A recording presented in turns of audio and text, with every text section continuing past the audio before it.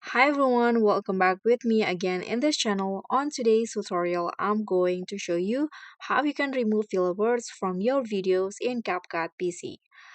So, I want to remove filler words For from the time being, this there's It's a lot of videos work. that a I lot going added on. into Yeah, Yeah. CapCut so PC. just checking for now, and And I've if got you some want code. to do the same, you can just follow my steps in here.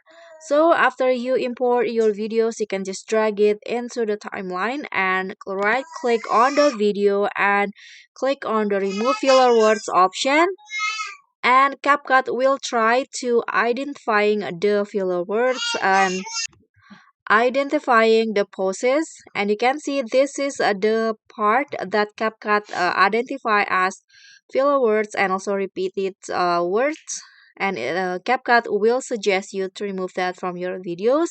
After that, you can just click on delete button in here. So after you click on remove, the filler words will be removed from your videos. So that's all for me. Thank you so much for watching. Don't forget to like, comment, and subscribe. Also click on the thanks. Bye.